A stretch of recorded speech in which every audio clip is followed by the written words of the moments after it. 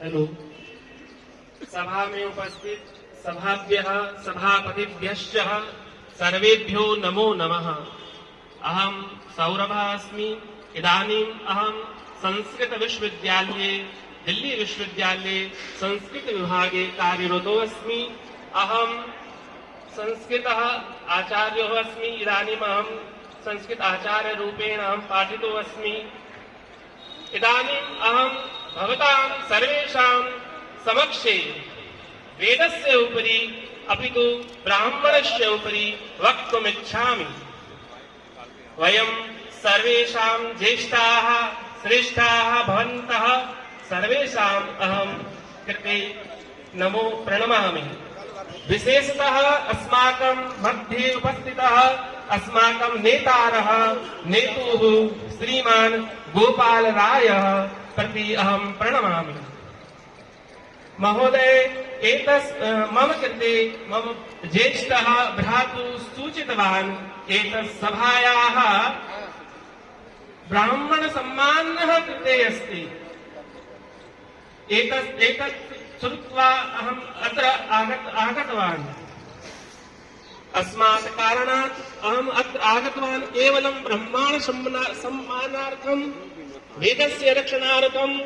एतत् अस्माकं समक्षे विषयः अस्ति। एतत् अहं प्रस्तुतकर्तुम् इच्छामि। सच्चिदानंद रूपाय विश्वोत्पत्त्यादिहेतवे तापत्रय विनाशाय श्रीकृष्णाय वयं नुमः। अस्माकम् इष्ट देवता ध्यायतो अहं प्रारम्भं करोमि। वयं सर्वे अत्र ब्राह्मणाः विराजमानाः। अहमपि ब्राह्मणः अस्मि। को ब्राह्मणः? ब्राह्मणः कः अस्ति? ब्राह्मणः अस्ति स्वधर्मो ब्राह्मणस्य अध्ययनम् अध्यापनं यजनं याजनं दानं प्रति करोति। सः ब्राह्मणः। अस्माकं शास्त्रेषु वेदेषु उपनिषत्सु धर्मग्रन्थेषु अस्माकं वेदव्यासः उक्तवान् ब्राह्मणः कः अस्ति? ब्राह्मण सः अस्ति। अब हिंदी भाषा माध्यमेन अपि वदामि।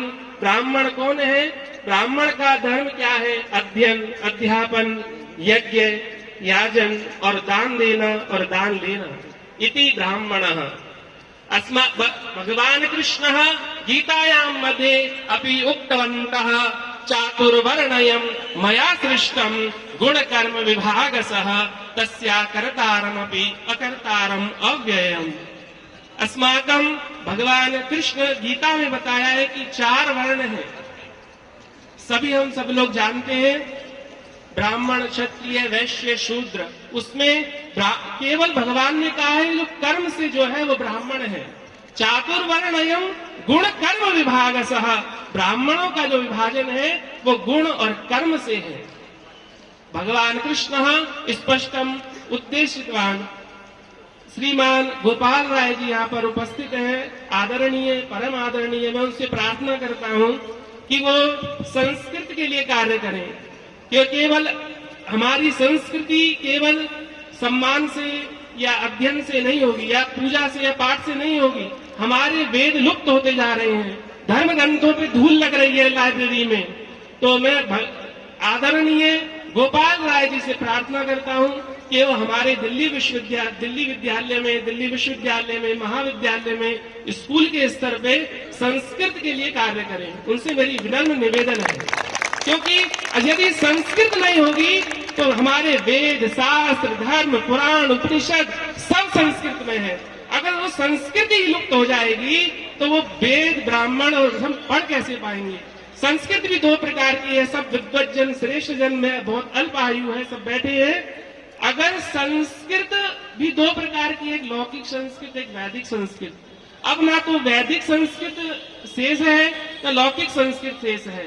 यदि संस्कृत का उत्थान नहीं होगा तो मैं हृदय से कह रहा हूँ ब्राह्मण लुप्त हो जाएंगे, वेद लुप्त हो जाएंगे, धर्म लुप्त हो जाएगा, शास्त्र लुप्त हो जाएगा, हमारी नीतिगत सब वार्ता लुप्त हो जाएगी।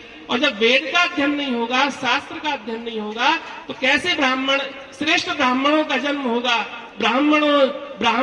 ब्राह्मण ईश्वर से गुरु अस्ति। ब्राह्मण ईश्वर का भी गुरु है। जब कब गुरु है?